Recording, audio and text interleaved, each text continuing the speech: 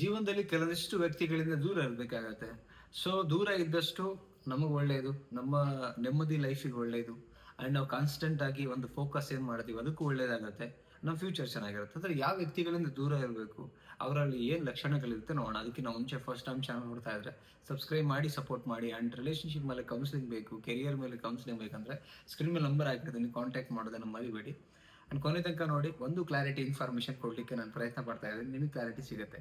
First ಒಂದು ಏನಂತ ಹೇಳಿದ್ರೆ, ಆಲ್ವೇಸ್ ರೀಸನ್ ಕೊಡುವಂಥ ವ್ಯಕ್ತಿಗಳು. ಏನೋ ಒಂದು ಸಕ್ಸಸ್ ಆಗಬೇಕು ಅನ್ಕೋತೀರಿ, ಅಥವಾ ರಿಲೇಷನ್ಶಿಪ್ ವಿಚಾರದಲ್ಲಿ ಏನೋ ಒಂದು ಕೇಳಕ್ಕೆ ಹೋಗ್ತೀರಿ, ಅವರು ಆಲ್ಮೋಸ್ಟ್ ನೆಗೆಟಿವ್ ಲೈಕ್ ಕಮೆಂಟ್ ಮಾಡ್ತಾರೆ, ನೆಗೆಟಿವ್ ಆಗಿ ಥಿಂಕ್ ಮಾಡ್ತಾರೆ. ನೆಗೆಟಿವ್ ಆಗಿ ಥಿಂಕ್ ಮಾಡುವಂಥ ವ್ಯಕ್ತಿಗಳು ನಿಮ್ಮ ಲೈಫಲ್ಲಿ ನೆಗೆಟಿವ್ ಆಗಿ ಯೋಚನೆ ಮಾಡಿಸಿ ನಿಮ್ಮ ಕಂಪ್ಲೀಟ್ ಥಾಟ್ ಪ್ರೊಸೆಸ್ ನೆಗೆಟಿವ್ ಆಗಿ ಲೈಫಲ್ಲಿ ನೀವು ಬೇಜವಾಬ್ದಾರಿ ವ್ಯಕ್ತಿ ಆಗಲಿಕ್ಕೆ ಕಾರಣೀಕರ್ತರಾಗ್ತಾರೆ. ಸೊ ಇಂಥ ವ್ಯಕ್ತಿಗಳಿಂದ ದೂರ ಇರಿ. ಸೆಕೆಂಡ್ ಥಿಂಗ್ಸ್ ಏನಂದ್ರೆ, ಸುಳ್ಳು ತುಂಬಾ ಹೇಳ್ತಾರೆ ಅನ್ಕೊಳ್ಳಿ. ಲೈಕ್ ಏನ್ ಕೇಳಿದ್ರು ಸುಳ್ಳು, ನೀವು ಸತ್ಯ ಗೊತ್ತಿರುತ್ತೆ, ನಿಮ್ ಕಣ್ಣೆದುರುಗಡೆನೆ ಸುಳ್ಳು ಹೇಳ್ತಿರ್ತಾರೆ ಅನ್ಕೊಳ್ಳಿ. ಸೊ ಈ ವ್ಯಕ್ತಿಗಳ ನಂಬೇಡಿ. ಎಷ್ಟು ಸುಳ್ಳು ಹೇಳ್ತಾರಲ್ಲ ಅಷ್ಟು ನಿಮ್ಮ ಲೈಫ್ನ ಹಾಳು ಮಾಡುವಂತ ವ್ಯಕ್ತಿಗಳು ಅಂತ ಅನ್ಕೊಬೇಕು. ಏನಕ್ಕೆ ಅಂದ್ರೆ, ನಿಮ್ ಎದುರುಗಡೆನೆ ಸುಳ್ಳು ಹೇಳ್ತಾ ಇದ್ದಾರೆ, ನಿಮ್ಗೆ ಗೊತ್ತಿದ್ದು ಸುಳ್ಳು ಹೇಳ್ತಿದ್ದಾರೆ ಅಂತ ಹೇಳಿದ್ರೆ ನೀವು ಭ್ರಮೇಲಿ ಹೋಗ್ಬೇಡಿ, ಯಾವುದಕ್ಕೂ ಮೋಹಕ್ಕೆ ಅಟ್ರಾಕ್ಟ್ ಆಗ್ಬೇಡಿ.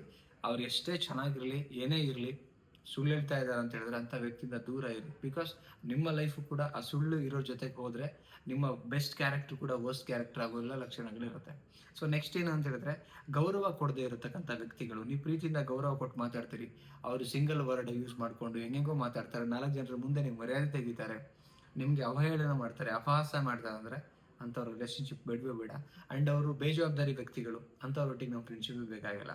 ಸೊ ನೆಕ್ಸ್ಟ್ ಬಂದು ಏನಂತ ಹೇಳಿದ್ರೆ, ನಿಮ್ಮ ಟೈಮ್ ರೆಸ್ಪೆಕ್ಟ್ ಮಾಡದೇ ಇರೋದನ್ನ. ಈಗ ನೀವು ಅವ್ರಿಗೆ ಟೈಮ್ ಕೊಟ್ಟಿರ್ತೀರಿ, ಆ ಟೈಮಿಗೆ ಅವ್ರು ವ್ಯಾಲ್ಯೂ ಕೊಟ್ಟಿರಲ್ಲ ಅನ್ಕೊಳ್ಳಿ, ಅದಕ್ಕೆ ರೆಸ್ಪೆಕ್ಟ್ ಮಾಡ್ತಿಲ್ಲ ಅನ್ಕೊಳ್ಳಿ.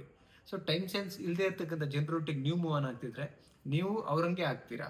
ಯಥಾ ರಾಜ ತಥಾ ಪ್ರಜೆಯನ್ನಾಗಿ ಯಾರು ಸವಾಸ ಮಾಡ್ತೀವಿ ನಾವು ಆಲ್ಮೋಸ್ಟ್ ಹಂಗೆ ಅವ್ರ ಸವಾಸ ದೋಸ್ತಂದ ನಾವು ಹಂಗೆ ಆಗ್ತೀವಿ.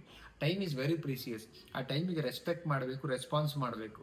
ಸೊ ಅಂಥ ವ್ಯಕ್ತಿಗಳ ಜೊತೆಗೆ ನಾವು ಸವಾಸ ಮಾಡಬೇಕು. ಈ ಥರದ ವ್ಯಕ್ತಿಗಳಿಂದ ದೂರ ಇರಿ. ನೆಕ್ಸ್ಟ್ ಬಂದು, ನಿಮ್ಮ ಬಗ್ಗೆ ನೆಗೆಟಿವ್ನ ಮಾತಾಡ್ತಾ ಬರ್ತಾರಲ್ಲ ಆ ವ್ಯಕ್ತಿಯಿಂದ ದೂರ ಇರಿ. ಯಾರು ನಿಮ್ಮ ಬಗ್ಗೆ ನೆಗೆಟಿವ್ ಮಾತಾಡ್ತಾರಲ್ಲ, ನೀವು ಒಳ್ಳೇದನ್ನಂತೂ ಬಯಸ್ತಾ ಇರಲ್ಲ, ನೀವು ಹಾಳಾಗಬೇಕು, ನೀವು ಏನಂತ ಹೇಳಿದ್ರೆ ಎಲ್ಲಾರದೇ ಕೆಟ್ಟವರಾಗಿ ಉಳ್ಕೊಂಡ್ಬಿಡ್ಬೇಕು ಅನ್ನೋದೇ ಕೆಟ್ಟತನ ಇರುತ್ತೆ ಅವರಲ್ಲಿ. ಅದಕ್ಕೆ ನಿಮ್ಮ ಬಗ್ಗೆ ಒಳ್ಳೇದಿದ್ರು ಕೆಟ್ಟದಾಗಿ ಹೇಳ್ಕೊಂಡು ಹೋಗ್ತಿರ್ತಾರೆ. ಸೊ ಇಂಥ ವ್ಯಕ್ತಿಗಳಿಂದ ದೂರ ಇರೋದನ್ನು ಕಲೀರಿ. ನೆಕ್ಸ್ಟ್ ಬಂದು, ನಿಮ್ಮ ಬಗ್ಗೆ ಲೈಕ್ ಬೆಂಕಿ ಹಚ್ಚೋ ಕೆಲಸ ಮಾಡ್ತಿರ್ತಾರೆ. ಯಾವತ್ತೂ ನಿಮ್ಮ ಬಗ್ಗೆ ಇಲ್ಲ ಸಲ್ಲದೆ ಹೇಳ್ಕೊಂಡ್ಬಿಟ್ಟು ನಿಮ್ಗೂ ಅವರಿಗೂ ತಂದಿಡುವಂಥ ಕೆಲಸ ಮಾಡ್ತಾರೆ. ಅವ್ರ ಕ್ವಶನ್ ಕೇಳೋದೇ ತಂದಿಡುವಂಥದ್ದು, ಮಾತಾಡೋದೇ ತಂದಿಡುವಂಥದ್ದು. ಆ್ಯಂಡ್ ನಿಮ್ಮ ಬಗ್ಗೆ ಕೆಟ್ಟದ್ದು ಹೇಳೋದು, ಅವ್ರ ಬಗ್ಗೆ ನಿಮ್ಮ ಹತ್ರ ತಂದು ಕೆಟ್ಟ ಹೇಳ್ಬಿಟ್ಟು ದ್ವೇಷನ ಹುಟ್ಟಿಸುವಂಥ ಕೆಲಸ ಮಾಡ್ತಾರೆ. ಇಷ್ಟು ಗುಣಗಳಿರ್ತಕ್ಕಂಥ ವ್ಯಕ್ತಿಯಿಂದ ದೂರ ಇದ್ದರೆ ನಿಮ್ಮ ಲೈಫ್ ಪೀಸ್ಫುಲ್ ಆಗಿರುತ್ತೆ.